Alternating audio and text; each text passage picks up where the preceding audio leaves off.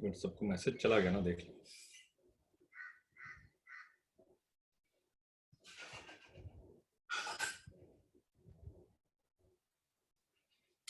ठीक है।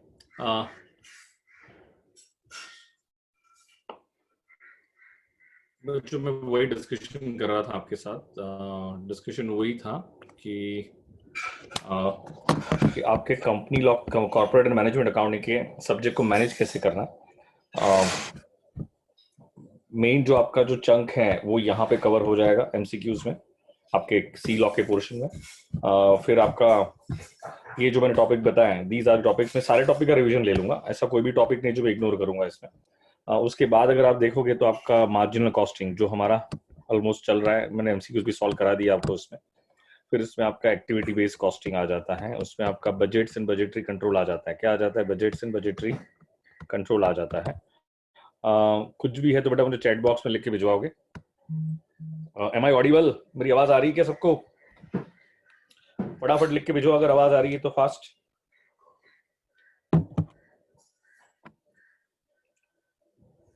मयूरेश बोल रहा है यस यस यस, ओके, चलो वंडरफुल।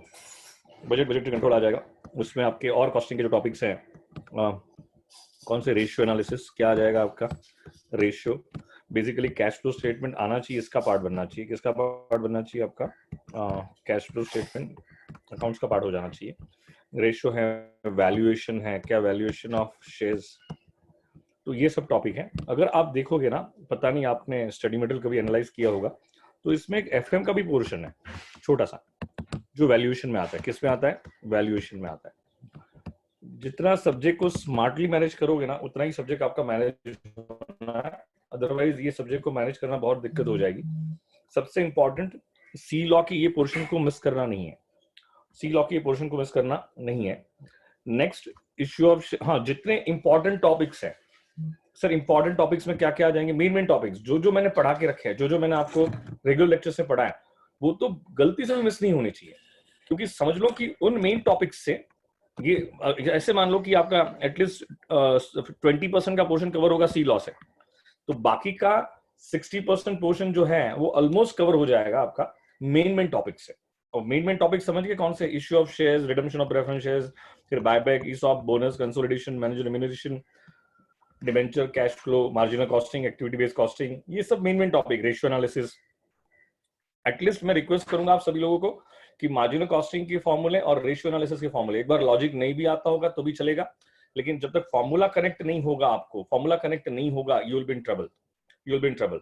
तो आपको फॉर्मूला तो आना ही चाहिए, फॉर्मूला आएगा तो ही कनेक्ट कर पाओगे। इसीलिए मार्जिनल कॉस्टिंग के, रेशियो एनालिसिस के फॉर्मूले कहीं पे लिख लो, लिख के कहीं पे उसके चार्ट बना के कहीं पे दीवार पे लगा दो उसको, और बार बार उसको है ना, दिन में एक 10-15 मिनट रिवीजन के लिए दे दो। और रेशियो एनालिसिस ऑलमोस्ट मैं कहूं तो 7 to 8 मार्क्स प्रीवियस अटेम्प्ट में भी था, और है, it's a very popular topic, very hot topic. तो कंसिडरिंग दिस, आई थिंक आपको ये समझना जरूरी है कि मेन टॉपिक्स की प्रिपरेशन स्ट्रांग होनी चाहिए। मेन टॉपिक्स में, अब मैंने कहा ना कि एफएम का एक वैल्यूएशन वाला पार्ट भी है, उसमें कॉस्ट ऑफ कैपिटल आना चाहिए आपको। मैं ये पूरा टॉपिक कवर कर लूंगा आपका, और आपके स्टडी मटेरियल में जितने भी क्वेश्चन है, सारे क्वेश्चन आपको मैं सॉल्व करा दूंगा। तो कंसिडरिंग दिस, मैं अब डिबेंचर स्टार्ट कर रहा हूँ। चलो स्टार्ट करें क्या फटाफट? अरे बोलो हाँ फटाफट, अगर हाँ बोलते तो स्टार्ट करता हूँ। बताओ फटाफट, डिबेंचर में। कोमल कह रही है हाँ, बाकी बच्चे क्यों आंसर नहीं दे रहे हैं?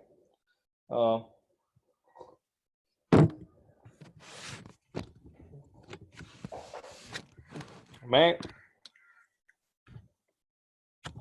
ये अजम्पशन से टॉपिक पढ़ा रहा हूँ कि आपने ये टॉपिक पहले पढ़ा होगा, आपने टॉपिक पहले पढ़ा होगा, अदरवाइज तो पूरा सिखाने जाऊंगा तो बहुत प्रॉब्लम हो जाएगी, बहुत स्लो हो जाएगा। तो मैं एक यहाँ पे क्विक रिवीजन ले रहा हूँ, और क्विक रिवीजन में मैं यहाँ पर पूरे टॉपिक को डिवाइड कर देता हूँ। पहले पूरे टॉपिक को हम डिवाइड करेंगे, डिबेंचर के टॉपिक को कॉन्सेप्ट वाइज। नंबर 1 जो मेन कॉन्सेप्ट है उसमें, discount on issue of debentures. क्या है आपका? Discount on issue of debentures. Second concept है provision of premium, provision of premium. Second concept आपका जाता है provision on, provision of premium. Third concept जाएगा आपका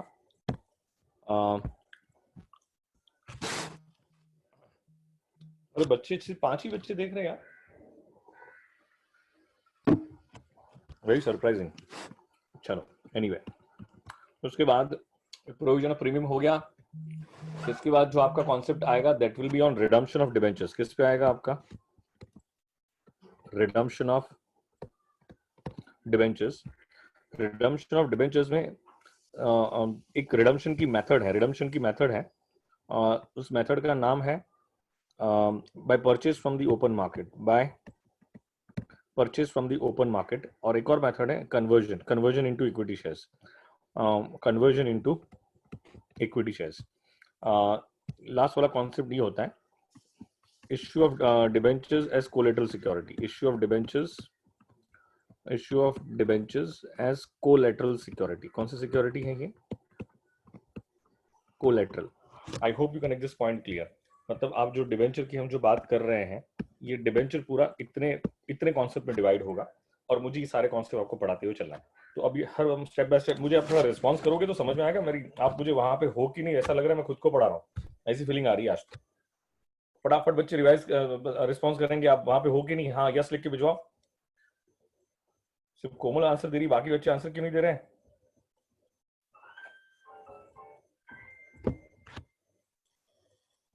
मयूरी बोल रहा है यस। अच्छा मैं क्वेश्चन पूछ रहा हूँ आपसे, पहले मुझे बताओ कि आपका पहले ये पढ़ के हुआ है कि नहीं हुआ है? हाँ ना में आंसर करोगे मुझे।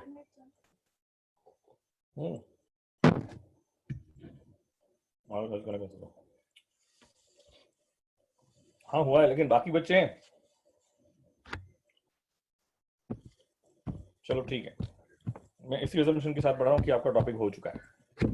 मुझे बता डिबेंचर और शेयर्स में डिफरेंस क्या है? डिबेंचर और शेयर्स में डिफरेंस ये है कि debentures are the first creditors of the company. Debentures debentures हमारी कंपनी के लिए डेट होता है। क्या होता है? डेट कैपिटल है, ये बोरोड कैपिटल है, ये लोन कैपिटल है। Debenture is nothing but loan taken from public and shareholders are nothing but the owners of the company. I think अब तो आपको एफएम का नॉलेज है बेटा। डिविडेंड टैक्स डिडक्टेबल नहीं होता है, जबकि डिबेंचर इंटरेस्ट क्या होता है? टैक्स डिडक्टेबल होता है। इसलिए डिबेंचर इंटरेस्ट पे हमें टैक्स सेविंग्स मिलता है, लेकिन डिविडेंड का टैक्स सेविंग्स होता नहीं है। वेरी इंपॉर्टेंट पॉइंट है ये, एमसीक्यूज में आ सकता है। मुझे बताओ 1000 debentures of ₹100 each at par issue किया। कैसे इशू किया? एट पार इशू किया। मैं फास्ट बोल रहा हूँ, कहीं पे भी अगर आपको ऐसा लग रहा है कि समझ में नहीं आ रहा है तो आप मुझे बीच में रुका सकते हो, मैं उसको वापस रिपीट कर दूंगा। इशू ऑफ शेयर्स की मतलब इशू ऑफ डिबेंचर की एंट्री समझ में आना जरूरी है।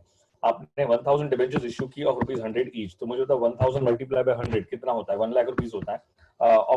तो एंट्री क्या पास करोगे? Bank account debit to debenture application account credit. Next entry क्या आएगी उसकी? नेक्स्ट एंट्री आएगी debenture application account debit to debenture capital. बस इतना ही फर्क है कि हम कैपिटल वर्ड यहाँ पे यूज करते नहीं है। बेटा बताएं आपको बताएं कि डिबेंचर अकाउंट को, डिबेंचर कैपिटल, डिबेंचर अकाउंट को या शेयर कैपिटल अकाउंट को ऑलवेज कौन सी वैल्यू ट्रांसफर होती है? फेस वैल्यू ट्रांसफर होती है। कौन सी वैल्यू ट्रांसफर होती है बेटा? फेस वैल्यू ट्रांसफर होती है। तो जब हम कहते हैं 1000 मल्टीप्लाई बाय जब 100 करते हैं तो 100 कौन सी वैल्यू है? फेस वैल्यू है। When we debentures issued at par, जब हम डिबेंचर्स फेस वैल्यू पे इशू करते हैं तो ये सिचुएशन को हम क्या कहते हैं? Debentures issued at par. तो 1000 मल्टीप्लाई बाय 100 कितना हो गया आपका? 1 लाख। तो क्या 1 लाख आपके डिबेंचर अकाउंट को ट्रांसफर हो गया क्या? और ये याद रखना, इन केस ऑफ शेयर्स हम share capital account word use करते हैं, but in case of debenture हम कभी डिबेंचर कैपिटल वर्ड यूज करते नहीं है। हम कौन सा वर्ड यूज करते हैं? डिबेंचर अकाउंट वर्ड यूज करते हैं। I hope you get my point clear. और debenture account and share capital account always कौन सी वैल्यू से क्रेडिट होता है? फेस वैल्यू से क्रेडिट होता है। बात समझ में आ रही है कि नहीं आ रही है?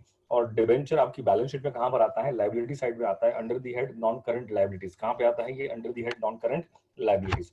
तो अगर उसको देखोगे तो एप्लीकेशन कैंसिल हो गया, तो नेट इफेक्ट क्या आ गई?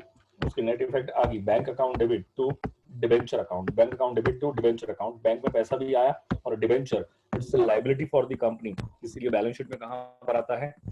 लायबिलिटी साइड में आता है, under the head non liabilities. और बच्चों नॉन करंट लायबिलिटीज का मतलब होता है लॉन्ग टर्म लायबिलिटीज। उसका मतलब क्या होता है? Long term liabilities. I hope you get my point clear. जैसे डिबेंचर्स एट पार इशू होते हैं, उसी तरह से डिबेंचर्स एट प्रीमियम भी इशू होते हैं। कंपनी ने 1000 डिबेंचर इशू किए। कितने डिबेंचर इशू किए? 1000 debentures of ₹100 each, issued at 20% premium. कितने परसेंट प्रीमियम पे इशू किया? 20% प्रीमियम। आपको पता है anything over and about the face value is known as premium. और प्रीमियम जनरली किसको क्रेडिट होता है? सिक्योरिटी प्रीमियम अकाउंट को क्रेडिट होता है। आप सिक्योरिटी प्रीमियम भी वर्ड यूज कर सकते हो और आप स्पेसिफिक वर्ड भी यूज कर सकते हो, उसका नाम है डिबेंचर प्रीमियम। उसका नाम क्या है? Debenture premium. I hope you get my point clear यहाँ पे। उसका नाम है डिबेंचर प्रीमियम। मुझे बताओ बैंक में कितना पैसा आएगा? अगर 1000 डिबेंचर इशू किया है तो 120 रुपीज आएगा। तो 120 रुपीज आएगा तो बैंक अकाउंट डेबिट कितने से होगा? 1,20,000 से होगा। डिबेंचर एप्लीकेशन अकाउंट क्रेडिट कितने से होगा? 1,20,000 से। डिबेंचर एप्लीकेशन जितने से क्रेडिट हुआ उतने से डेबिट होकर राइट ऑफ हो जाएगा to debenture account. Debenture account में ऑलवेज कौन सी वैल्यू आती है? फेस वैल्यू आती है। तो क्या फेस वैल्यू यहाँ पे आ गई क्या? अगर आप देखोगे तो 100 का 20% कितना होता है बेटा? आप लोग थोड़ा फोकस कॉन्सेंट्रेशन मेंटेन रखोगे और हाँ हाँ करते चलोगे, यस यस करते चलोगे। 100 का 20% कितना होता है? 20 रुपीज होता है। तो 100 कौन सी वैल्यू है? फेस वैल्यू है। 100 कौन सी वैल्यू है? फेस वैल्यू है। तो 20 रुपीज किस बात का है? प्रीमियम का है। तो मुझे बताओ, premium should be credited to a separate account and is known as debenture premium account. Premium should be credited to a separate account and is known as debenture premium account. I hope you get my point clear यहाँ पे। debenture account को always कौन सी value transfer होती है? Face value ही transfer होती है। और डिबेंचर अकाउंट को फेस वैल्यू ट्रांसफर होती है। And premium should be credited to a separate account and is known as security premium कह दो या तो उसे डिबेंचर प्रीमियम कह दो। आप सिक्योरिटी प्रीमियम वर्ड भी यूज कर सकते हो, कोई प्रॉब्लम नहीं है, लेकिन जनरली डिबेंचर को लेके हम स्पेसिफिक टर्म यूज करते हैं और वो टर्म का नाम है डिबेंचर प्रीमियम अकाउंट। क्या नाम है उसका? Debenture premium account. I hope you connect this point very clear, कोई दिक्कत वाली बात नहीं है। जैसे डिबेंचर्स एट प्रीमियम भी इश्यू होते हैं, एट पार भी इश्यू होते हैं, उसी तरह से डिबेंचर डिस्काउंट पे भी इश्यू होते हैं। लेकिन याद रखना, डिबेंचर चाहे एट पार इश्यू हो, प्रीमियम पे इश्यू हो, डिस्काउंट पे इश्यू हो, लेकिन डिबेंचर अकाउंट को सिर्फ फेस वैल्यू ही क्रेडिट होती है। डिबेंचर अकाउंट को कौन सी वैल्यू क्रेडिट होती है? सिर्फ फेस वैल्यू ही क्रेडिट होती है। तो मुझे बताओ, डिबेंचर 10% डिस्काउंट पे इश्यू हो रहे हैं तो 100 माइनस 10 कितना होगा? 90 रुपीज होगा। 100 माइनस 10 कितना होगा आपका? 90 रुपीज होगा। तो 100 में से 10 माइनस करो तो कितना आ जाएगा? 90 रुपीज आ जाएगा। तो मुझे बताओ, बैंक अकाउंट डेबिट कितने से बैंक अकाउंट डेबिट होगा? 1000 मल्टीप्लाई बाय 90, तो क्या 90,000 से डेबिट होगा क्या? डिस्काउंट अकाउंट डेबिट कितने से होगा? 10,000। तो बताओ 1000 मल्टीप्लाई बाय 10 कितना हो जाएगा? 10,000। 10,000 करेक्ट है। टू डिबेंचर अकाउंट, याद रखना बेटा, आप चाहे डिबेंचर को प्रीमियम पे इश्यू करो, चाहे डिबेंचर को डिस्काउंट पे इश्यू करो, शेयर्स आजकल डिस्काउंट पे इश्यू होते नहीं है। No company can issue shares at discount. कोई भी कंपनी डिस्काउंट पे शेयर्स इश्यू नहीं कर सकती है। मुझे बताओ, चाहे प्रीमियम पे इश्यू करो चाहे डिस्काउंट पे इश्यू करो, debenture account always get credited with face value. Debenture account always कौन सी वैल्यू से क्रिएट होता है बेटा? फेस वैल्यू से ही क्रिएट होता है। आई hope you get my point very clear. तो ट्रीट, हाँ मैंने ये बात यहाँ पे बता दी आपको। उसके बाद एक और कॉन्सेप्ट स्टार्ट हुआ था आपका। यहाँ तक की बातें समझ में आ रही तो हाँ बोलोगे फास्ट। मैंने सिर्फ इशू की एंट्री बता दी, ये एंट्री इंपॉर्टेंट है, इसको ध्यान में रखना है, डिस्काउंट वाली एंट्री को। सिर्फ कोमल ही आंसर करती, बाकी कोई आंसर क्यों नहीं करता है? ये डिस्काउंट वाली जो एंट्री है, दिस इज रियली इंपॉर्टेंट। ये जो डिस्काउंट वाली एंट्री है ये इंपॉर्टेंट है आपके लिए। तो डिस्काउंट वाली एंट्री समझ में आ गई क्या? और डिस्काउंट अकाउंट डेबिट करने का लॉजिक क्या है? डिस्काउंट अकाउंट डेबिट करने का लॉजिक यही है, डेबिट और लॉसेस एंड एक्सपेंसेस। बेटा मुझे एक बात बताओ, एक सिंपल सी बात है, डिस्काउंट एक एक्सपेंस है, कंपनी के लिए कैपिटल लॉस है। कौन सा लॉस है? ये कैपिटल लॉस है। ऐसा क्वेश्चन आपके एग्जाम में आ सकता है, एमसीक्यूज में, नोट डाउन कर लेना। Discount on issue of debenture is dash loss. Discount on issue of debenture is dash loss. Discount on issue of debenture कौन सा लॉस है? कैपिटल लॉस है। कौन सा लॉस है बेटा? ये कैपिटल लॉस है। तो मेरी बातों को समझोगे ध्यान से, मैंने क्या कहा है? तो discount on issue of debenture कौन सा लॉस हो गया आपका? ये कैपिटल लॉस हो गया। अब मुझे बताओ, स्टाफ की सैलरी पे करते हैं तो बोलो एंट्री क्या पास करते हैं? डेबिट और losses and expenses, salary account debit कितने से होगा? मान के चलो 10,000 रुपीज है। To cash oblique bank account credit कितने से होगा? 10,000 रुपीज। मुझे तो हमने स्टाफ की सैलरी पे कर दी, स्टाफ की सैलरी पे कर दी। आपको नहीं लगता है ये स्टाफ की सैलरी जो हमने पे की है, जो स्टाफ की सैलरी हमने पे की है, सैलरी अकाउंट डेबिट, तो डेबिट और लॉसेस एंड एक्सपेंसेस, तो क्या जनरल एंट्री में डेबिट हुआ तो क्या सैलरी अकाउंट भी डेबिट होना चाहिए? सैलरी अकाउंट भी क्या होना चाहिए? डेबिट होना चाहिए। अब मुझे तो सैलरी अकाउंट डेबिट कर दिया, ये एंट्री पास करने से हमारी बुक्स ऑफ अकाउंट्स में सैलरी अकाउंट रिकॉग्नाइज हुआ। सैलरी अकाउंट क्या हुआ? रिकॉग्नाइज हुआ। याद करो आप 11th-12th में क्या करते थे? यही सैलरी को आप प्रॉफिट एंड लॉस को ट्रांसफर करते थे कि नहीं करते थे? कहां पे ट्रांसफर करते थे? प्रॉफिट एंड लॉस अकाउंट को ट्रांसफर करते थे कि नहीं करते थे? आप प्रॉफिट एंड लॉस में सैलरी अकाउंट लेके जाते थे, लिखते थे profit and loss account debit, कितने से होता था? 10,000 रुपीज। और यहाँ पे क्या लिखते थे? टू सैलरी अकाउंट क्रेडिट कितने से करते थे बेटा? 10,000 रुपीज से। प्रॉफिट एंड लॉस अकाउंट में, हाँ मैंने यहाँ पे लिखा ही था, प्रॉफिट एंड लॉस अकाउंट में याद करना, trading and profit and loss account बनाते थे तो क्या यहाँ पे टू सैलरी लिखते थे प्रॉफिट एंड लॉस अकाउंट में, और यहाँ पे 10,000 आता था और ये सेक्शन को हम प्रॉफिट एंड लॉस अकाउंट कहते थे, तो उसकी जर्नल एंट्री क्या होगी? Profit and loss account debit to salary. अगर मुझे बताओ सैलरी अकाउंट अगर यहाँ पे क्रेडिट हुआ है, जर्नल एंट्री में क्रेडिट हुआ है, तो लेजर में भी क्या होगा? 10,000 से क्रेडिट ही होगा ना आपका। तो ये जैसे ही क्रेडिट हुआ, इसका मतलब ये हुआ ये सैलरी ये एंट्री से क्या हो गया? ट्रांसफर हो गया, और ट्रांसफर होकर कहाँ पे चला गया? प्रॉफिट एंड लॉस अकाउंट में चला गया। याद रखना, अगर यहाँ पे ट्रांसफर नहीं होता तो आपका प्रॉफिट गलत आता, profit would have been wrong. इसका मतलब ये है कि कोई भी एक्सपेंस और कोई भी इनकम में every income and every expense should have to entries, number 1 recognition, number 2 transfer. कोई भी एक्सपेंस रिकॉग्नाइज भी होता है तो वो ईयर एंड में ट्रांसफर भी होता है, कोई भी एक्सपेंस रिकॉग्नाइज भी होता है तो ईयर एंड में क्या होता है? ट्रांसफर भी होता है। और कहां पे ट्रांसफर होता है? प्रॉफिट एंड लॉस अकाउंट में, या तो ट्रेडिंग अकाउंट में या तो प्रॉफिट एंड लॉस अकाउंट में। और ट्रांसफर की एंट्री कंपलसरी है, ट्रांसफर की एंट्री क्या है? कंपलसरी है।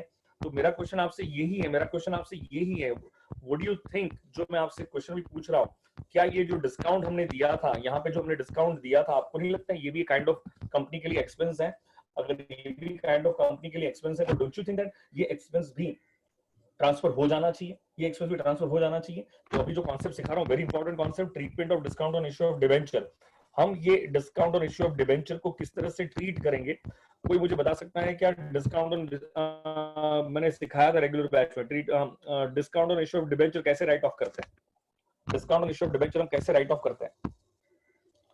Discount on issue of debenture हम कैसे राइट ऑफ करते हैं? Is anyone can tell me about this?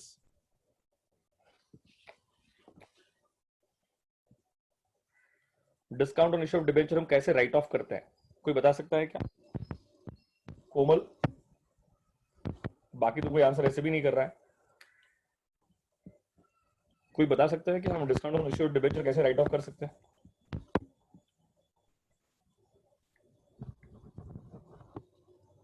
नहीं बेटा, ऐसा नहीं कहते। उसके लिए मैंने कॉन्सेप्ट सिखाया था, discount on issue of debenture should B written of in the ratio of benefit. कैसे राइट ऑफ होता है ये? रेशियो ऑफ बेनिफिट में राइट ऑफ होता है। इसे हमें डिफर्ड करना पड़ता है। क्या करना पड़ता है? इसे हमें डिफर्ड करना पड़ता है। बहुत ही सिंपल सा कॉन्सेप्ट है, ध्यान से सुन लो मेरी बात को, मैं फटाफट बोल देता हूँ। Discount on issue of debenture should B written of in the ratio of benefit, मैंने यहाँ पे लिखा हुआ है। Discount on issue of debenture कैसे राइट ऑफ होना चाहिए? रेशियो ऑफ बेनिफिट में राइट ऑफ होना चाहिए। एक minute,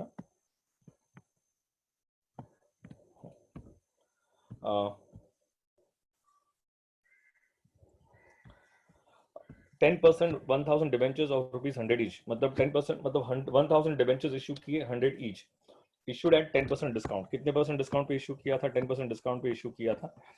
debenture should B redeem after 5 years. Debenture को रिडीम करना है 5 साल के बाद। बेटा कॉमन सेंस है, debenture is nothing but loan taken from public. तो क्या अगर पब्लिक से लोन लिया है तो आपको नहीं लगता है उसका रीपेमेंट भी करना होगा? क्या करना होगा? उसका रीपेमेंट भी करना होगा। तो जब हम रीपेमेंट करेंगे तो कितने साल के बाद रीपेमेंट करेंगे? उसको 5 साल के बाद रिपेमेंट करेंगे, इसीलिए उसे कहते हैं it should be redeemed after 5 years. कितने साल के बाद रिडीम होना चाहिए? 5 साल के बाद रिडीम होना चाहिए। फटाफट मुझे बताओगे उसकी जर्नल एंट्री क्या हो जाएगी? Bank account debit, discount account debit to debenture account. और डिबेंचर अकाउंट में ऑलवेज कौन सी वैल्यू आती है? फेस वैल्यू आती है। अब पॉइंट ये है कि हमें डिस्काउंट को राइट ऑफ कैसे करना चाहिए? डिस्काउंट को राइट ऑफ कैसे करना चाहिए? तो discount on issue of debenture should be written off in the ratio of benefit. Discount on issue of debenture should be written off in the ratio of benefit. कौन से ratio में जाना चाहिए आपको? रेशियो ऑफ बेनिफिट में जाना चाहिए, ratio of benefit में जाना चाहिए। अब सुनोगे मेरी बात को ध्यान से, बहुत सिंपल सी बात है यार, एकदम सिंपल सी बात है। मुझे बताओ कितनी फेस वैल्यू के, मैं जो क्वेश्चन पूछ रहा हूँ वो ध्यान से सुनना, रिस्पॉन्स करना। पहले 5 बच्चे थे, अभी तो एक बच्चा वो भी बाहर गया, सिर्फ 4 ही बच्चे देख रहे हैं। जेन्युइनली क्या रिवीजन लेना है कि नहीं लेना बेटा? मैंने तो क्योंकि बैच कैंसिल कर दिया आपका रिवीजन लेने के चक्कर में। ओके, कोमल करेक्ट है, लेकिन बच्चे तो आने चाहिए। सिर्फ 4 बच्चों को लेके मैं रिवीजन ले रहा हूँ, मतलब मुझे भी तो कुछ वियर्ड लग रहा है, वियर्ड वाली फीलिंग आ रही है। एनीवे चलो ध्यान दो, अभी तो पढ़ते हैं हम लोग, बाद में दिखते हैं। मुझे बताओ कोमल, मुझे बताना, बाकी बच्चे तो आंसर ही नहीं कर रहे, 2-3 बच्चे देख नहीं रहे। कितनी फेस वैल्यू के डिबेंचर इशू किए थे? 1 लाख। उसको कितने साल के बाद रिडीम करना है? 5 साल के बाद रिडीम करना है। कितने साल के बाद रिडीम करना है? 5 साल के बाद रिडीम करना है। तो कॉमन सेंस अप्लाई करके बताना, कंपनी हर साल कितनी फेस वैल्यू का बेनिफिट ले रही है? 1 लाख, 1 लाख, 1 लाख, 1 लाख, 1 लाख। ये समझ में आ रहा है मैं जो बोल रहा हूं? कंपनी हर साल कितनी फेस वैल्यू का बेनिफिट ले रही है? फेस वैल्यू मैंने बोला है, कितना पैसा आया दैट इज टोटली इमटेरियल, कितना पैसा आया ये इंपॉर्टेंट नहीं है, आपने कितनी फेस वैल्यू का बेनिफिट लिया ये इंपॉर्टेंट है। तो मुझे बताओ कंपनी हर साल कितनी फेस वैल्यू का बेनिफिट ले रही है? 1 लाख 1 लाख 1 लाख 1 लाख 1 लाख। ये बात समझ में आ रही है क्या? तो मैंने कहा कि discount on issue of debenture should B written of in the ratio of benefit. Discount on issue of debenture should B written of in the ratio of benefit. वो रेशियो ऑफ बेनिफिट में क्या होना चाहिए? Right of होना चाहिए। Ratio of benefit में क्या होना चाहिए? राइट ऑफ होना चाहिए। तो सुनोगे मेरी बात को ध्यान से, मैं क्या कह रहा हूँ। फर्स्ट ईयर में कितनी फेस वैल्यू बेनिफिट लिया? मैं यहाँ पे लिखा हुआ है 1 लाख। कितनी फेस वैल्यू का बेनिफिट लिया? 1 लाख। सेकंड ईयर में कितनी फेस वैल्यू का बेनिफिट लिया? 1 लाख। थर्ड ईयर में कितनी फेस वैल्यू का बेनिफिट लिया?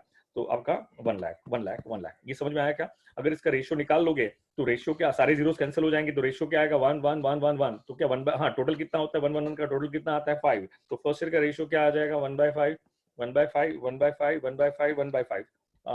अब बताओ 10,000 को इसी रेशियो से मल्टीप्लाई कर दो तो हर साल डिस्काउंट कितना राइट ऑफ हुआ? 2000 2000 2000। मतलब देखो यहाँ पे डिस्काउंट एक ही साल के प्रॉफिट एंड लॉस अकाउंट को हम राइट ऑफ नहीं करते हैं, उससे हम डेफर्ड करते हैं। डेफर्ड करने का मतलब क्या होता है कोमल? उससे हम स्प्रेड करते हैं।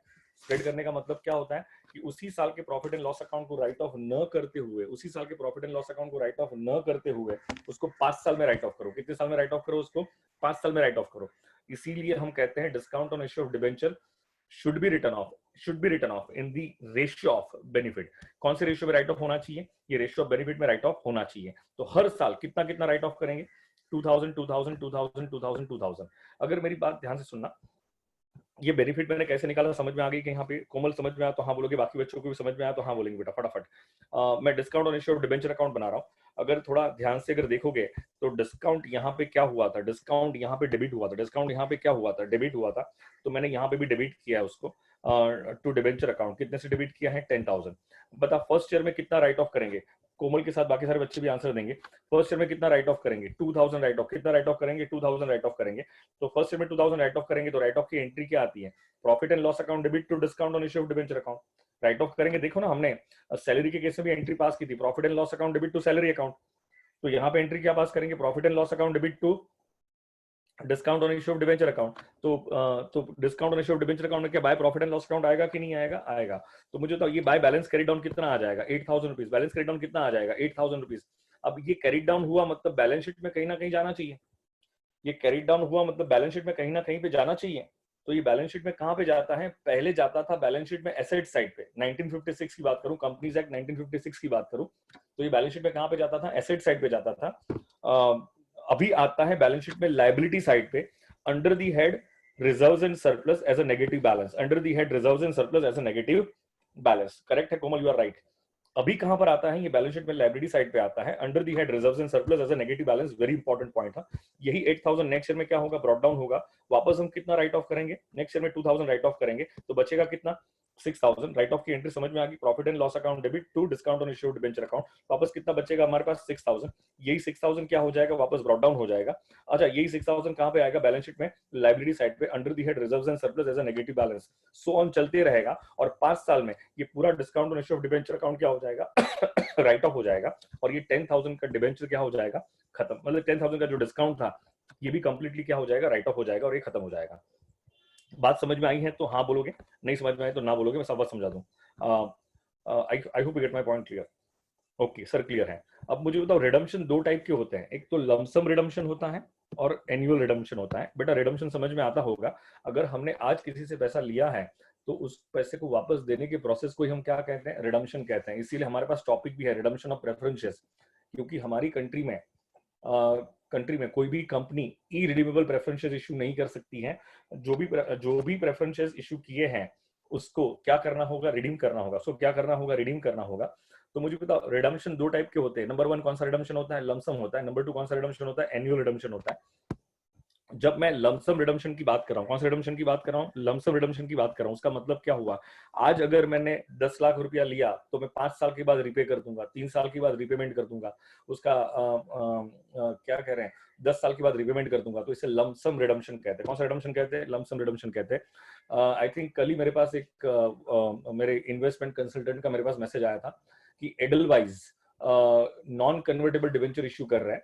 वो 1000 की डिबेंचर्स को 1000 की फेस वैल्यू के डिबेंचर्स को 2% डिस्काउंट पे इशू कर रहा है, तो 2% डिस्काउंट पे इशू कर रहा है, तो मुझे कॉमन सेंस अप्लाई कर, और 3 साल 3 इयर्स के लिए इशू कर रहा है, और वो जो रिडम्पशन है वो लमसम रिडम्पशन है। मैं आज अगर मान के चलो कि इन्वेस्ट कर रहा हूँ 1 लाख रुपीज, तो वो मुझे 3 साल के बाद पैसा वापस दे देंगे।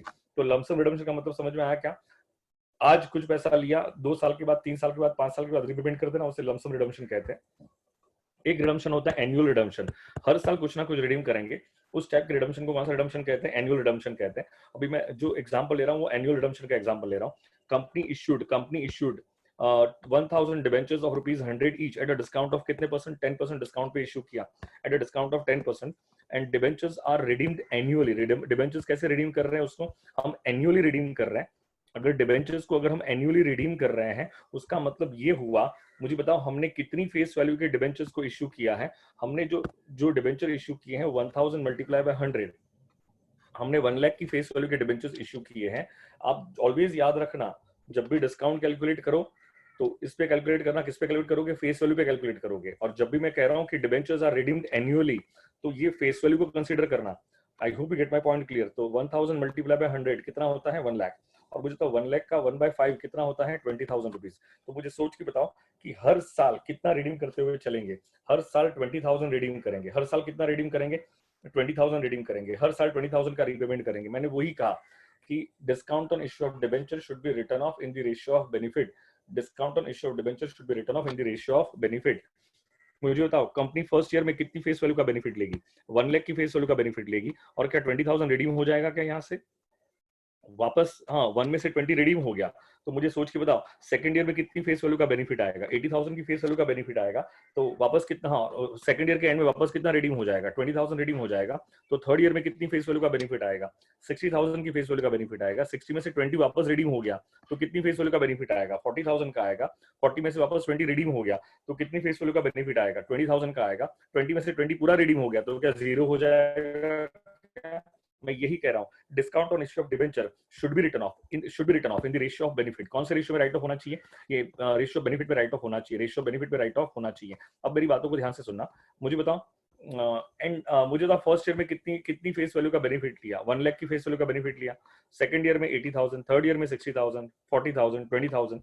ये सारे जीरोज अगर, हाँ, यहाँ से जीरोज एलिमिनेट करोगे तो 10, 8, 6, 4, 2 क्या बचेगा आपके पास? जीरोज एलिमिनेट करोगे तो आप जो बचेगा आपके पास वो 10 होगा, 8 होगा, 6 होगा, 4 होगा, 2 होगा। अब मुझे बताओ इसका अगर, हाँ, इसका टोटल कितना आ रहा है? करेक्ट है कोमल, इसका टोटल कितना आ रहा है? 15 आ रहा है। अगर इसका रेशियो निकालोगे तो क्या आ जाएगा?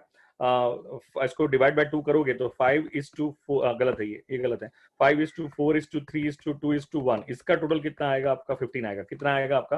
15 आएगा। और उसका अगर फर्स्ट ईयर का रेशियो देखोगे तो कितना आ जाएगा? 5/15। सेकंड ईयर का रेशियो देखोगे तो कितना आ जाएगा? 4/15। यहाँ पे कितना आ जाएगा? 3/15, 2/15, 1/15। आई hope you get my point clear. तो मुझे बताओ 10,000 मल्टीप्लाई बाय क्या करोगे? 5/15 करोगे। 10,000 मल्टीप्लाई बाय क्या करोगे? 4/15। 10,000 मल्टीप्लाई बाय क्या करोगे? 3/15। 10,000 मल्टीप्लाई बाय क्या करोगे? 2/15। 10,000 मल्टीप्लाई बाय क्या करोगे? 1/15। ऐसे करोगे तो आपको हर साल कितना डिस्काउंट राइट ऑफ करना है उसकी वैल्यू आ जाएगी, और इसका टोटल लगाओगे तो कितना आ जाएगा आपका? 10,000 आ जाएगा। और 10,000 का ही क्या था आपका? डिस्काउंट था। तो क्या ये डिस्काउंट आपका 5 साल में राइट ऑफ हो गया क्या? इसे ही हम कहते हैं डिस्काउंट को हमने डिफर्ड किया। डिफर्ड मतलब 5 साल में स्प्रेड किया, 5 साल में डिफर्ड कर दिया। अगर आपकी अटेम्प्ट आप जून में ना देके दिसंबर में देते हो तो उसे कहते हैं अटेम्प्ट को डिफर्ड करना। क्या कहते हैं उसे? अटेम्प्ट को डिफर्ड करना। तो डिफर्ड करने का मतलब समझ में आ गया कि यहाँ पे ये, और राइट ऑफ की एंट्री होती है profit and loss account debit to discount account. Try to understand. हमें डिस्काउंट को राइट ऑफ करना है in the ratio of benefit. कैसे राइट ऑफ करना है उसको? हमने रेशियो ऑफ बेनिफिट में राइट ऑफ करना है। मैं आपको एक सिंपल सी टेक्निक सिखा देता हूँ। पहले एक और क्वेश्चन ले लेता हूँ, उसके बाद एक सिंपल सी टेक्निक सिखाता हूँ, ध्यान से सुनना। 12%, 1000 debentures of ₹100 each issued at 5% discount. कितने परसेंट डिस्काउंट पे इशू किया है? 5% डिस्काउंट पे इशू किया है। Listen me very carefully, 5% discount पे इशू किया हुआ है। मुझे बताओ डिबेंचर इशू हुए थे 1 जन 1991 को। डिबेंचर कब इशू हुए थे? 1 जन 1991 को। And 1/5 debentures are to be redeemed annually. कितने डिबेंचर्स एनुअली रिडीम होने चाहिए? 1/5 debentures are to be redeemed annually. First redemption is occurring on 31st December 2000, 31st December 1992। ये ध्यान रखना बहुत जरूरी है। डिबेंचर इशू कब हुए थे? 1991 में इश्यू हुए थे। लेकिन फर्स्ट रिडम्पशन कब से स्टार्ट हो रहा है? एनुअल रिडम्पशन है। एनुअल रिडम्पशन का मतलब मैंने अभी आपको समझा दिया। एनुअल रिडम्पशन में होता क्या है? एनुअल रिडम्पशन में अगर मान के चलो कि 1000 डिबेंचर इश्यू किए हैं ऑफ ₹100 ईच, तो बताओ उसकी टोटल फेस वैल्यू कितनी होगी? 1 लाख होगी। तो बताओ 1 लाख का 1/5 कितना होता है? 20,000 होता है। कितना होता है? 20,000 होता है। 1 लाख का 1/5 कितना होता है? 20,000 होता है। तो मुझे बताओ हम हर साल कितनी फेस वैल्यू को रिडीम करेंगे? हम हर साल कितनी फेस वैल्यू को रिडीम करेंगे? क्या हम हर साल क्या 20,000 की फेस वैल्यू को रिडीम करते हुए चलेंगे क्या यहाँ पे? लेकिन फर्स्ट रिडम्पशन कब से स्टार्ट हो रहा है? फर्स्ट रिडम्पशन स्टार्ट हो रहा है 31 दिसंबर 1992 से स्टार्ट हो रहा है। या ये ध्यान रखना बहुत जरूरी है।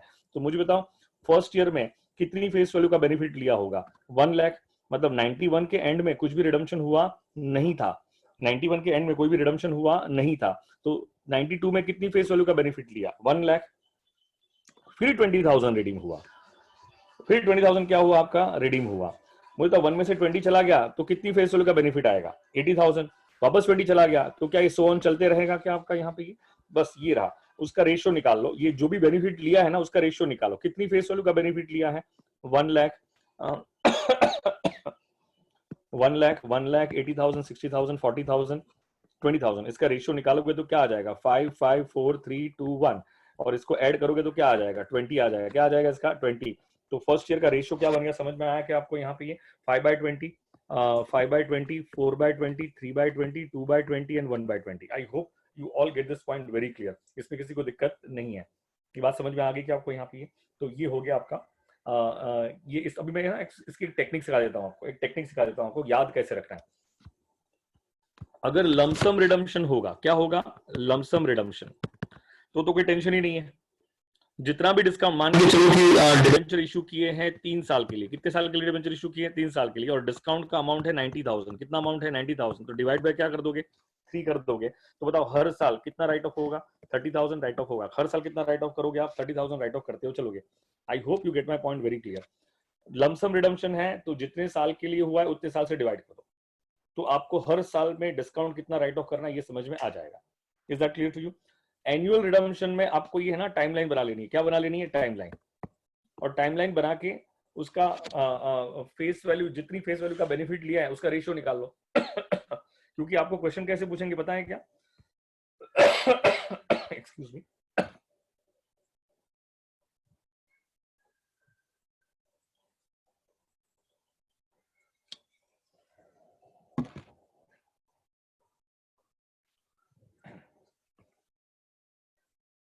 ये सेम क्वेश्चन पूछा होगा आपको। ये सेम क्वेश्चन आपको पूछा गया होगा। ये सेम क्वेश्चन आपको पूछा गया होगा।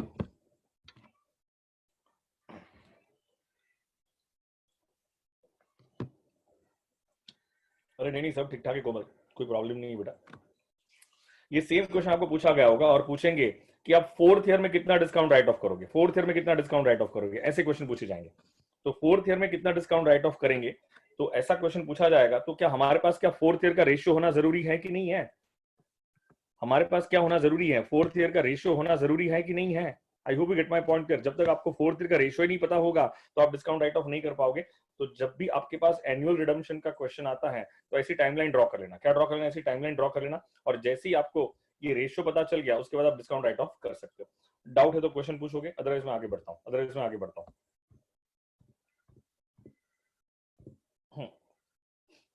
क्लियर? चलो।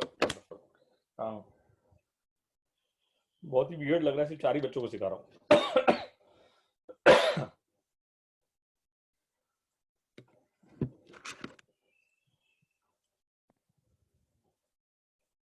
ओके, मुझे बताओ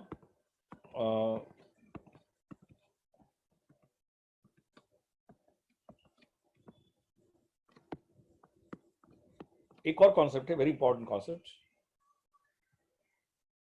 सर 100 के बराबर है सर इंक्लूडिंग आप? हाँ, 4 में तो मैं भी एक इंक्लूड हूँ। सही बात है। तो तीन ही जन पढ़ रहे हैं। गजब। हाँ, खतरनाक। मुझे लगा जसमीत है। गैलेक्सी कौन है? जसमीत है क्या?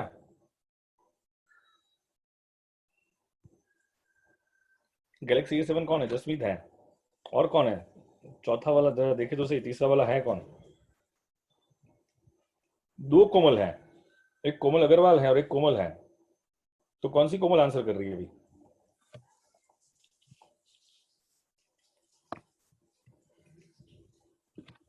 दोनों आंसर कर रहे हैं, चलो वेरी गुड। स्वरल हियर, चलो वंडरफुल। थोड़ा वियर्ड लग रहा है, 3 बच्चे रिवीजन में आए, बाकी बच्चों को रिवीजन की जरूरत नहीं है क्या? चलो एनीवे, आ गए तो हम लोग रिवीजन पूरा करेंगे उसको। मुझे बताओ, एक कॉन्सेप्ट और है, debenture issued at par but redeemable at premium. सुनोगे मेरी बात को ध्यान से। डिवेंचर 100 रुपीज के डिवेंचर्स, 100 रुपीज के फेस वैल्यू के डिवेंचर्स इश्यू किए और उसको 5 साल के बाद रिडीम करेंगे। किस साल का रिडीम करेंगे? 5 साल का रिडीम करेंगे। 100 लिया था, 100 वापस दे देंगे, तो इसे कहते हैं रिडम्पशन एट पार। क्या कहते हैं इसे? Redemption at par. 100 लिया था, 120 वापस देंगे। कितना वापस देंगे? 120 वापस देंगे, तो इसे कहेंगे रिडम्पशन एट प्रीमियम। क्या कहेंगे इसे? Redemption at premium. अब मेरी बात सुनोगे ध्यान से।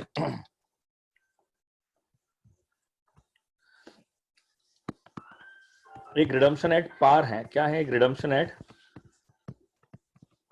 पार है, तो एक रिडम्पशन एट क्या है? प्रीमियम है।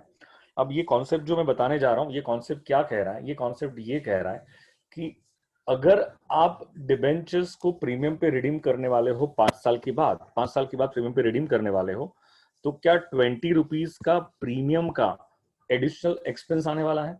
क्या 20 रुपीज का प्रीमियम का एडिशनल एक्सपेंस आने वाला है? अगर वो एडिशनल एक्सपेंस प्रीमियम का आने वाला है तो उसका प्रोविजन आज कर दो। उसका प्रोविजन क्या कर दो? आज कर दो। सुनोगे ये कॉन्सेप्ट क्या है? Debenture issued at par but redeemable at premium. मतलब हम एट पार इश्यू करेंगे और उसको रिडीम कैसे करेंगे? प्रीमियम पे करेंगे। तो वो जो प्रीमियम पे रिडीम करने वाले हैं, उस प्रीमियम का प्रोविजन हमें आज करना है। आज करना है मतलब eight the time of issue करना है। आज हम डिबेंचर इश्यू कर रहे हैं।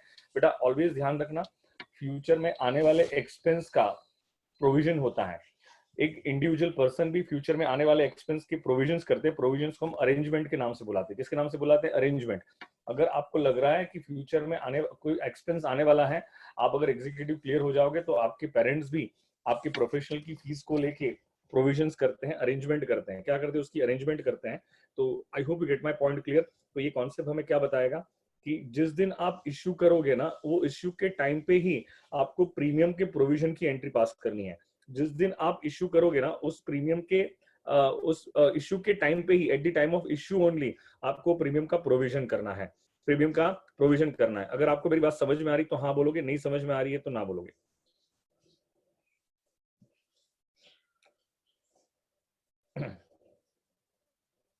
Okay. 10%, 10%, 10%, 1,000 debentures, 10%, 1,000 debentures of rupees 100 each, issued at par, redeemable at 20% premium after 5 years. Redeemable at 20% premium after 5 years. तो मुझे बताओ, इश्यूड एट पार है और रिडम्पशन करना है प्रीमियम पे। कैसे करना है? प्रीमियम पे। रिडीमेबल लिखा है, मैंने क्या लिखा है? रिडीमेबल लिखा हुआ है, मतलब वो 5 साल के बाद रिडीम होने वाला है। और वो कैसे रिडीम होने वाला है? प्रीमियम पे रिडीम होने वाला है। तो मुझे बताओ, उस प्रीमियम का प्रोविजन, प्रीमियम का प्रोविजन हमें आज करना है। आज करना है मतलब eight the time of issue करना है। हम इश्यू कब कर रहे हैं? 1 जन 2011 को कर रहे हैं। तो हमें आज ही वो प्रीमियम का क्या करना है? प्रोविजन करना है। तो पहले तो इश्यू की एंट्री पास करेंगे। Bank account debit to debenture account, bank account debit to debenture account. Is that clear to you? Bank account debit to debenture account, मतलब ये इशू की एंट्री हो गई। उस प्रीमियम का प्रोविजन, तो 20% प्रीमियम किस पे कैलकुलेट करोगे? फेस वैल्यू पे। तो 100 का 20% कितना होता है? 20 रुपीज होता है। और 1,000 डिबेंचर्स हैं, तो टोटल प्रीमियम कितना आ जाएगा आपका? 20,000 का प्रीमियम आ जाएगा। तो बताओ, ये प्रीमियम के प्रोविजन की एक एंट्री आती है, और वो प्रोविजन की एंट्री इस तरह से लिखते हैं, loss on issue of debenture account debit. Loss on issue of debenture account debit, correct word तो रिडम्पशन होना चाहिए था, क्योंकि प्रीमियम इश्यू का नहीं है। कब का है? रिडम्पशन का है। लेकिन आपकी बुक में, आपके स्टडी मटेरियल में ऐसा ही लिखा हुआ है, loss on issue of debenture account debit. मैं आपसे क्वेश्चन पूछता हूं, आप मुझे आंसर करोगे। क्या 5 साल के बाद जो प्रीमियम पे करने वाले हैं, क्या ये 5 साल के बाद जो प्रीमियम पे करने वाले हैं, आपको नहीं लगता है ये 5 साल के बाद का एक्सपेंस है? 5 साल के बाद का एक्सपेंस है, उसका प्रोविजन हम आज कर रहे हैं। इसीलिए लॉजिक ही अप्लाई किया, डेबिट और लॉसेस एंड एक्सपेंसेस, डेबिट और लॉसेस एंड एक्सपेंसेस। तो क्या हम 20,000 का डेबिट कर सकते हैं क्या? और 5 साल के बाद प्रीमियम पे करने की लायबिलिटी है, क्या है? 5 साल के बाद प्रीमियम पे करने की लायबिलिटी है, और लायबिलिटी का बाय डिफॉल्ट क्रेडिट बैलेंस होता है, इसीलिए उसे क्रेडिट करते हैं। क्या करते हैं? उससे क्रेडिट करते हैं। तो जर्नल एंट्री क्या आ जाएगी? जर्नल एंट्री आ जाएगी loss on issue of debenture account debit to premium on redemption of debenture account credit, loss on issue of debenture account debit to premium on redemption of debenture account credit. ये entry pass करने का logic समझ में आया तो हाँ बोलोगे, मैं वापस समझाता हूँ। एंट्री पास करने का लॉजिक समझ में आ गया क्या आपको यहाँ पे? यस। हाँ, तो अब मुझे बताओ, अब देखो ना, जैसे हमने वो डिस्काउंट को राइट ऑफ किया था, बेटा याद रखना अकाउंट्स में ये सबसे इंपॉर्टेंट पॉइंट है, कोई भी एक्सपेंस और कोई भी लॉस को हमें राइट ऑफ करना पड़ता है। उसमें 2 एंट्री आती है, रिकॉग्निशन ट्रांसफर, रिकॉग्निशन ट्रांसफर। जैसे कोबल कर फिर से एक बार समझाइए। डिवेंचर हमने एट पार इश्यू किया, करेक्ट है, और उसको रिडीम कैसे कर रहे हैं? प्रीमियम पे रिडीम कर रहे हैं। ये आज रिडीम नहीं करने वाले, 5 साल के बाद रिडीम करने वाले। आज तो हम इश्यू ऑफ डिवेंचर की एंट्री पास कर रहे हैं, लेकिन ऑलवेज हम फ्यूचर में होने वाले एक्सपेंस का प्रोविजन करते हैं। प्रोविजन करते हैं उसका मतलब ये होता है कि जो फ्यूचर में होने वाला एक्सपेंस है उसकी आज हम अरेंजमेंट करते हैं। क्या करते हैं? उसको अरेंजमेंट करते हैं। तो सर अरेंजमेंट कब करेंगे? At the time of issue ही करेंगे। अरेंजमेंट कब करेंगे? At the time of issue ही करेंगे। I hope you get my point clear. तो हमने 1 जन 2011 को डिबेंचर इश्यू किए, इश्यू की तो एंट्री पास कर दी, लेकिन अब वो प्रीमियम का प्रोविजन भी तो करना पड़ेगा ना, और प्रीमियम का प्रोविजन करना ये भी एक ट्रांजेक्शन है, और अकाउंट्स तो हर ट्रांजेक्शन की एंट्री पास करता है। तो हमें क्या करना होगा कि 1 जन 2011 को वो प्रोविजन की एंट्री पास करनी होगी। तो प्रोविजन की एंट्री पास करेंगे तो एंट्री, हाँ, प्रोविजन की एंट्री पास करेंगे तो कितना प्रोविजन करना है? तो 20% करना है। 20% किस पे कैलकुलेट किया? फेस वैल्यू पे कैलकुलेट किया। अगर आप 1000 को 20 से मल्टीप्लाई करोगे तो कितना आता है प्रीमियम? आपका 20,000 का प्रीमियम आता है। उसका प्रोविजन करोगे तो एंट्री क्या आएगी? Loss on issue of debenture account debit. Sir ये लॉस डेबिट करने का लॉजिक क्या है? डेबिट और लॉसेस एंड एक्सपेंसेस। और 5 साल के बाद क्या प्रीमियम पे करने की लायबिलिटी है क्या? 5 साल का प्रीमियम पे करने की लायबिलिटी है, और कोई भी लायबिलिटी का बाय डिफॉल्ट कौन सा बैलेंस होता है? क्रेडिट बैलेंस होता है, इसलिए क्रेडिट कर दिया। अब मुझे बताओ ये एंट्री का लॉजिक समझा कि नहीं समझा? फास्ट, फटाफट फटाफट फटाफट रिपीट करूँ वापस? सर क्लियर है, वंडरफुल। लेकिन नहीं क्लियर नहीं, अभी यहाँ पे तो एक पॉइंट आ रहा है, अभी एक मेन पॉइंट आ रहा है, अभी एक मेन पॉइंट आ रहा है। अब कॉमन सेंस अप्लाई करके बताओ, क्या जैसे हमने डिस्काउंट को राइट ऑफ किया था, कोमल एंड स्वराली, मुझे बताओ, जैसे हमने डिस्काउंट को राइट ऑफ किया था वैसे इसको भी तो राइट ऑफ करना पड़ेगा, लॉस को भी। तो जैसे डिस्काउंट को राइट ऑफ किया था वैसे इसको भी तो राइट ऑफ करना पड़ेगा। तो हम कैसे राइट ऑफ करेंगे? Again in the ratio of benefit. कैसे राइट ऑफ करेंगे? Again in the ratio of benefit, जो एग्जैक्ट हमने प्रोसेस अप्लाई किया था डिस्काउंट के लिए। तो देख यहां पे लिखा हुआ है, loss on issue of debenture should be written off in the same way as discount on issue of debenture in the ratio of benefit, in the ratio of benefit, in the ratio of benefit. Same same same same logic apply करना है। अब वो मैंने आपको सिखा दिया, वापस repeat नहीं कर रहा हूं उसको। Premium on redemption of debenture account should come under balance sheet liability side. Premium कहां पे आना चाहिए? बैलेंस शीट पे, लायबिलिटी साइड पे आना चाहिए, क्योंकि ये पे करने की क्या है? पे करने का क्या है? ऑब्लिगेशन है। पे करने का क्या है? ये ऑब्लिगेशन है। आई hope you get my point clear. यहाँ पे ये कोई दिक्कत वाली बात तो नहीं है आपको?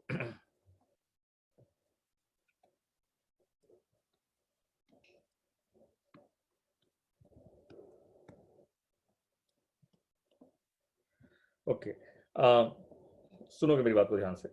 ये समझ में आया है तो मैं आगे बढ़ता हूँ, इसमें कोई दिक्कत तो नहीं है। देखो मैं ना आपके प्रीवियस ईयर में क्वेश्चन आया था वो आपके साथ शेयर कर देता हूँ। क्या क्वेश्चन आया था, ताकि आपको थोड़ा कॉन्फिडेंस आ जाएगा।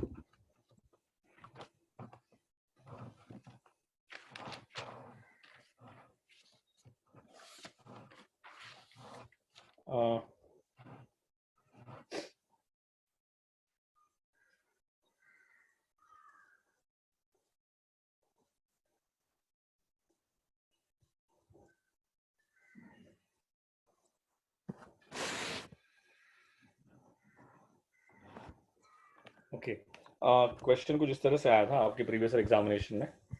अभी दिसंबर 2019 की जो अटेम्प्ट गई ना, उसमें क्वेश्चन था, एम लिमिटेड इश्यूड 8% डिवेंचर्स। कितने परसेंट डिवेंचर इश्यू किए थे उसने? 8% डिवेंचर्स। और कितनी फेस वैल्यू के डिवेंचर इश्यू किए थे उसने? 60 लाख की फेस वैल्यू के डिवेंचर इश्यू किए थे।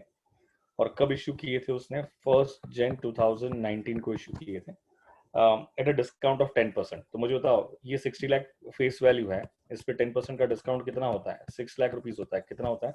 6 लाख रुपीस होता है. Debentures are redeemable in 3 equal installment of rupees 20 lakhs. Each payable on 31st December every year. Each payable on 31st December every year. समझ में आया क्या? दिसंबर मतलब ये जो डिबेंचर हैं वो इश्यू किए थे 1 जन 2019 को. कब इश्यू किए थे? 1 जन 2019 को. और 3 साल में रिपेमेंट करना है. कितने साल में रिपेमेंट करना है? 3 साल में रिपेमेंट करना है. मुझे तो रिपेमेंट कैसे कर रहा है? इक्वली कर रहा है. रिपेमेंट कैसे कर रहे हैं? इक्वली कर रहा है. उसका मतलब क्या हर साल क्या 20 लाख क्या हम रिडीम करेंगे? क्या कितना रिडीम करेंगे? रिडीम करेंगे 20 लाख. मुझे बताओ तो फर्स्ट ईयर में कितनी फेस वैल्यू का बेनिफिट लिया? 60 लाख. यहाँ पे कितनी फेस वैल्यू का बेनिफिट लिया? 40 लाख. तो यहाँ पे कितनी फेस वैल्यू का बेनिफिट लिया? 20 लाख. समझ में आ रहा है कि मैं जो क्या बोल रहा हूँ बातें समझ में आ रही है क्या आपको? यहाँ पे ये एनुअल रिडम्पशन का क्वेश्चन हो गया. और क्वेश्चन क्या पूछा हुआ है कि the amount of discount to be written off at the end of the year 31st March 2021, the amount of discount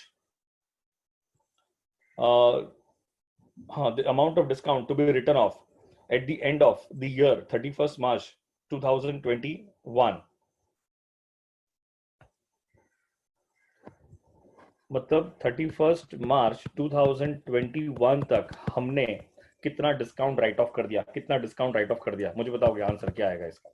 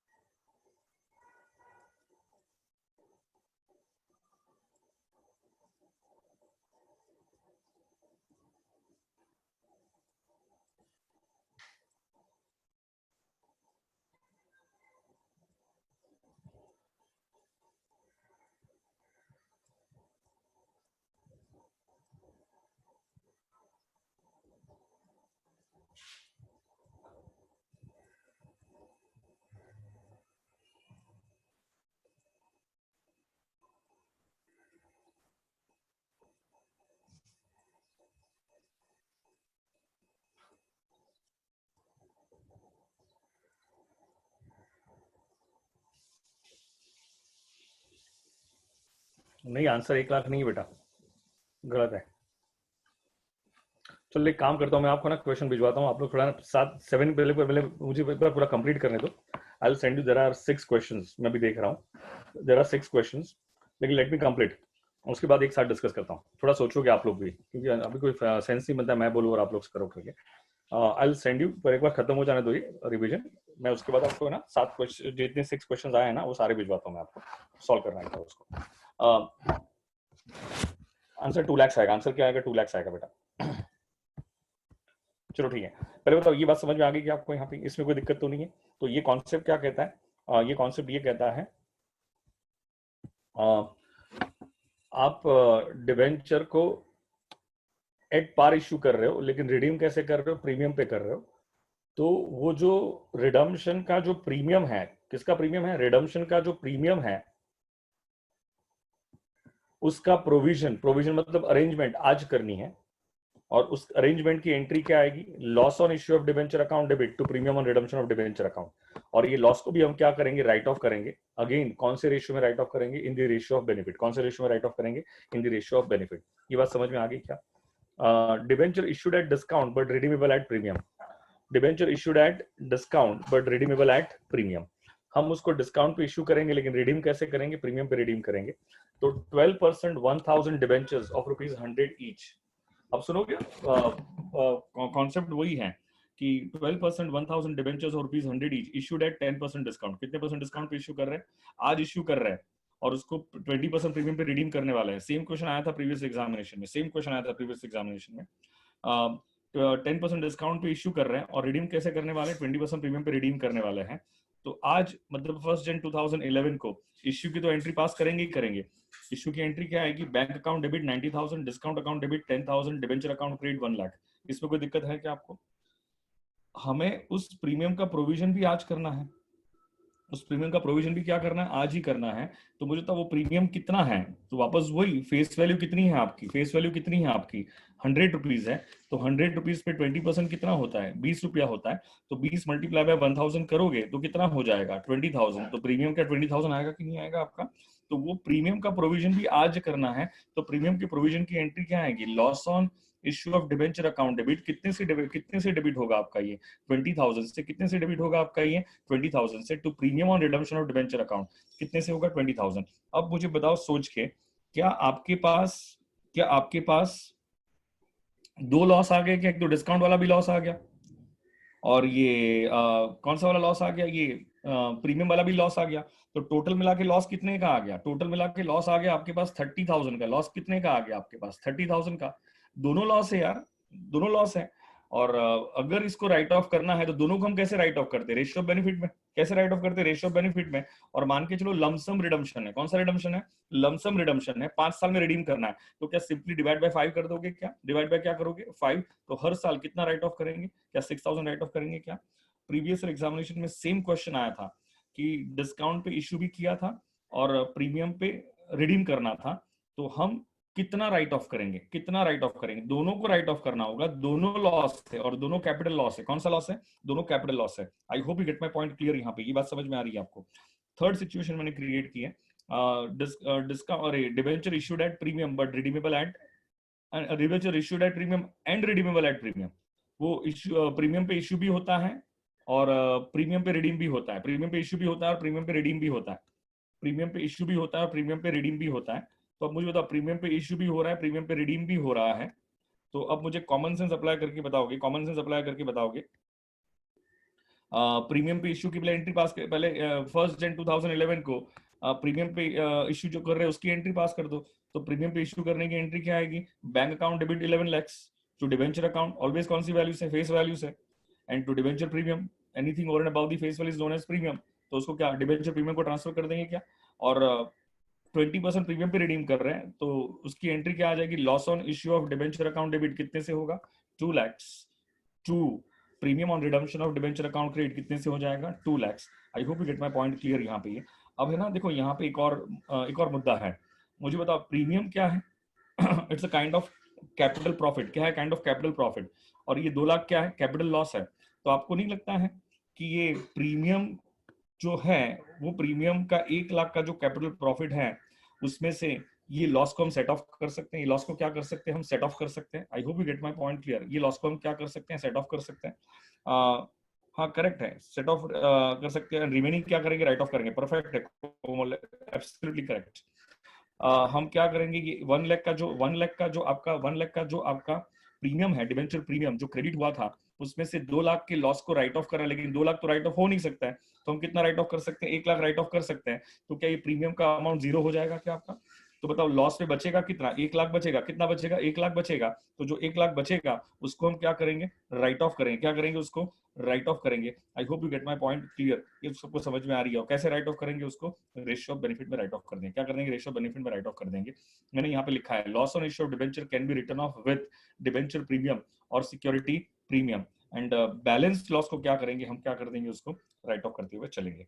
अगर समझ में आ रहा है तो मुझे बेटा बताओगे कि समझ में आ गया तो मैं आगे बढ़ूं। कोई दिक्कत है क्या? ये बहुत इंपॉर्टेंट कॉन्सेप्ट है, दोनों कॉन्सेप्ट बहुत इंपॉर्टेंट था। एक और मैंने बताया था debenture issued as collateral security. ये थियोरेटिकल कॉन्सेप्ट है लेकिन इस पे भी क्वेश्चन आया था प्रीवियस एग्जामिनेशन में। इस पे भी क्वेश्चन आए थे प्रीवियस एग्जामिनेशन में। अब सुनोगे मेरी बात को ध्यान से। Debenture issued as collateral security क्या होता है? कोलेटरल का मतलब होता है सपोर्टिंग सिक्योरिटी। कोलेटरल का मतलब क्या होता है? Supporting security. हम बैंक से लोन लेने गए, मान के चलो कि मैं बैंक से लोन लेने गया। ऐसे कह रहा हूँ। यूनिक एकेडमी बैंक से लोन लेने गई। यूनिक एकेडमी ने सोचा कि हम बैंक से लोन लेके आते हैं। मुझे बताओ, बैंक से लोन लेने गए 10 करोड़ की, कितने की लेने गए? 10 करोड़ की। तो क्या बैंक कोई आपसे सिक्योरिटी डिमांड करेगी? यस। तो यूनिक एकेडमी के पास एक बिल्डिंग था, तो बिल्डिंग क्या कर दिया? मॉर्गेज कर दिया। क्या कर दिया? बिल्डिंग मॉर्गेज कर दिया। तो अब मुझे सोच के बताओ कि बिल्डिंग को अगर मॉर्गेज कर दिया, बिल्डिंग को अगर मॉर्गेज कर दिया, तो कॉमन सेंस अप्लाई करके मुझे बताओगे। तो बिल्डिंग मॉर्गेज हो गया ना आपका, तो लेकिन बैंक को लगा कि बिल्डिंग को बेचेंगे तो 6 करोड़ से ज्यादा आने वाला नहीं है। तो जो बिल्डिंग मॉर्गेज किया था, इसे प्राइमरी सिक्योरिटी कहते हैं। कौन सी सिक्योरिटी कहते हैं? प्राइमरी सिक्योरिटी कहते हैं।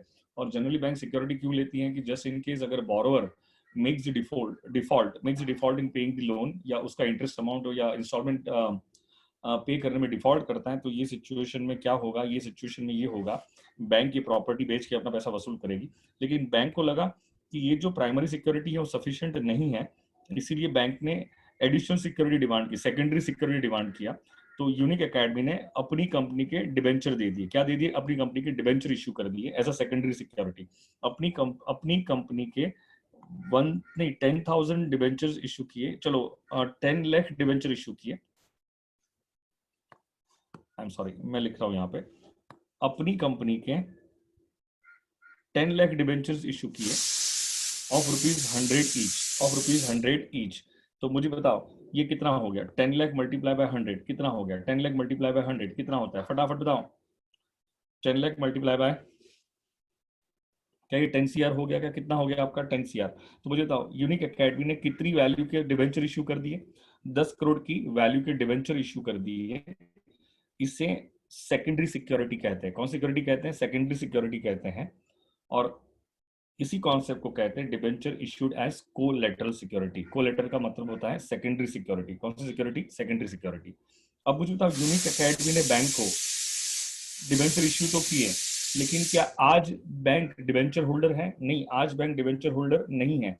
आज बैंक डिबेंचर होल्डर की कोई भी राइट एक्सरसाइज नहीं कर सकती है, कोई भी राइट एक्सरसाइज नहीं कर सकती है। बैंक डिबेंचर होल्डर कब बनेगी?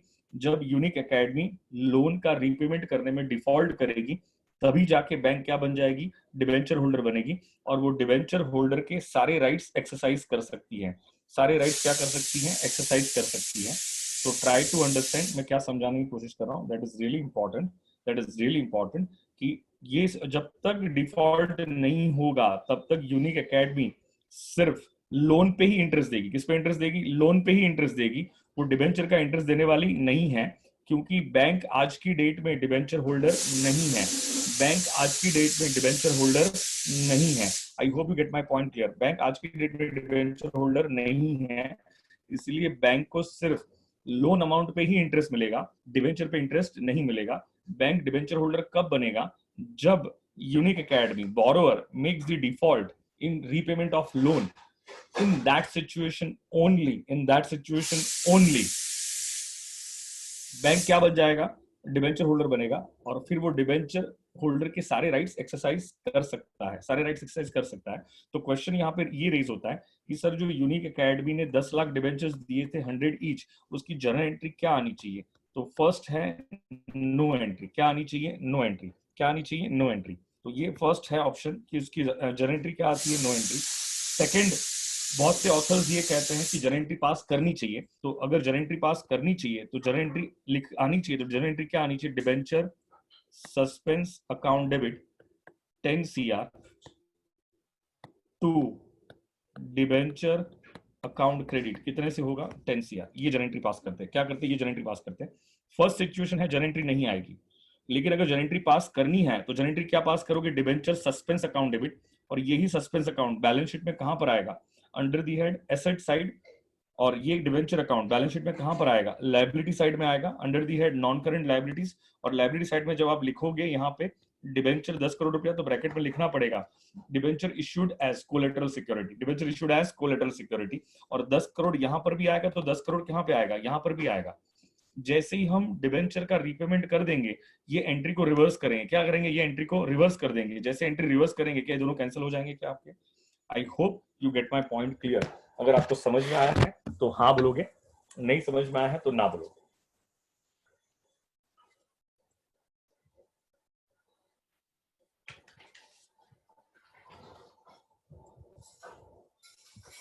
ओके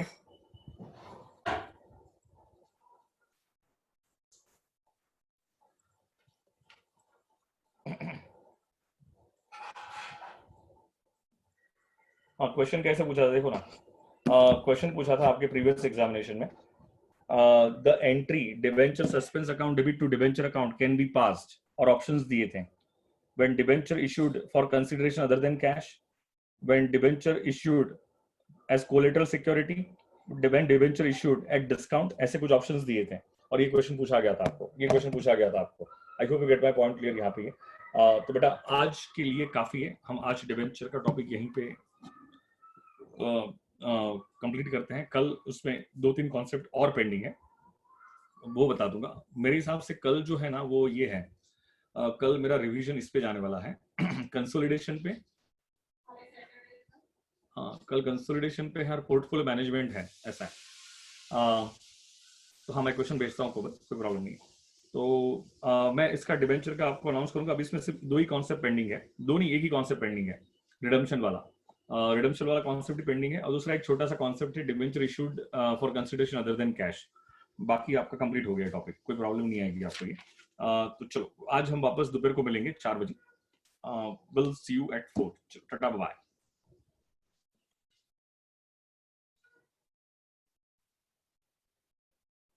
ओके बाय बेटा।